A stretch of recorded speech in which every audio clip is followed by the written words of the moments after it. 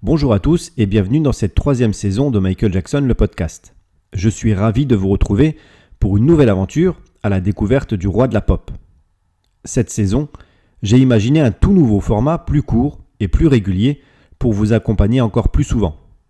Chaque épisode vous plongera dans un sujet varié et inédit, qu'il s'agisse de ses collaborations légendaires, de ses inspirations artistiques, de ses moments de vie ou des anecdotes méconnues qui ont marqué sa carrière. Lors des 2 premières saisons de Michael Jackson, le podcast, je vous ai parlé de sa vie et de son œuvre.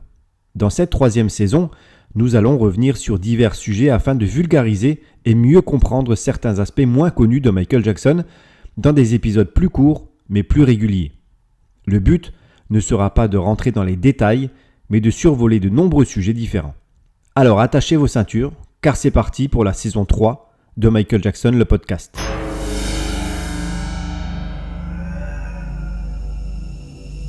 Aujourd'hui, nous abordons un sujet qui a longtemps suscité des débats et des malentendus, le vitiligo. Michael Jackson n'était pas seulement une icône musicale, mais aussi un personnage complexe, souvent incompris.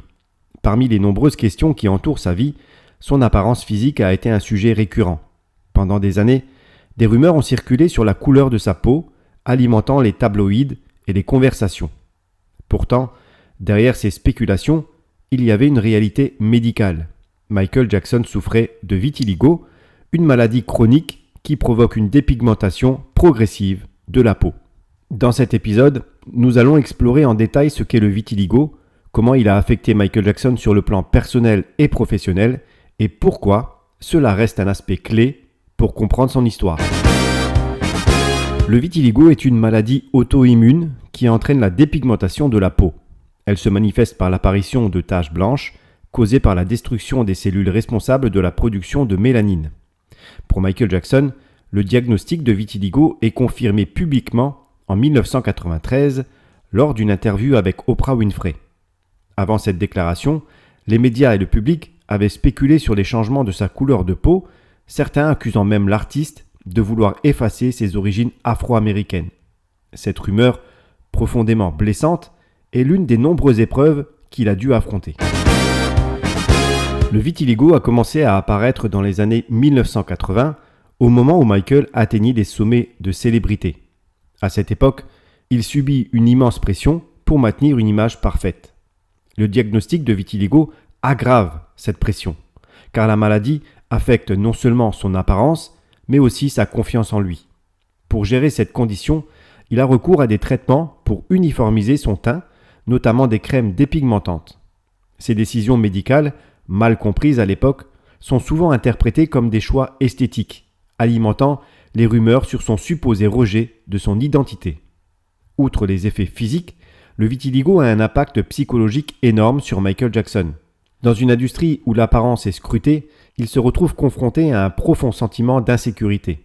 Il commence à porter des gants, des vêtements couvrants et des maquillages spécifiques pour cacher les zones dépigmentées. Ces choix stylistiques, bien que devenus emblématiques, sont en partie motivés par sa lutte contre cette maladie. Michael Jackson a également utilisé sa plateforme pour sensibiliser indirectement à cette condition. En parlant ouvertement de son vitiligo, il a permis à des millions de personnes atteintes de cette maladie de se sentir moins seules. Cependant, il n'a jamais fait de cette condition un outil de victimisation. Au contraire, il a continué à se concentrer sur sa musique et ses performances, prouvant que son talent transcendait son apparence. Il est également important de noter que le vitiligo de Michael Jackson est probablement d'origine héréditaire. Dans sa famille, plusieurs membres auraient montré des signes de cette condition. Cette dimension génétique souligne que cette maladie n'était pas un choix, mais une réalité avec laquelle il devait vivre. En plus de ses propres défis, Michael a dû faire face à une couverture médiatique souvent cruelle et sensationnaliste. Plutôt que de reconnaître la gravité de sa condition, de nombreux médias ont préféré alimenter des théories complotistes et des jugements simplistes. Cela a contribué à l'isolement de l'artiste, déjà sous le feu des projecteurs pour d'autres aspects de sa vie personnelle et professionnelle. Aujourd'hui, avec le recul, le vitiligo de Michael Jackson est mieux compris. Des documents médicaux, notamment ceux publiés après son décès, ont confirmé qu'il souffrait bien de cette maladie. Cette vérité a permis de réhabiliter son image sur ce point et de rappeler que derrière l'icône se cachait un être humain avec ses propres batailles. Michael Jackson, en tant qu'artiste et individu, a dû faire face à des défis uniques liés à son apparence et à son diagnostic de vitiligo.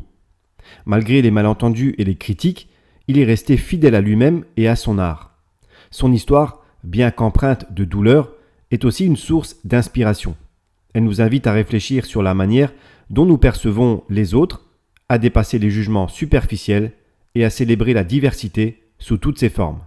Le vitiligo a joué un rôle important dans la vie de Michael Jackson, à la fois comme un défi personnel et comme un aspect mal compris de son héritage.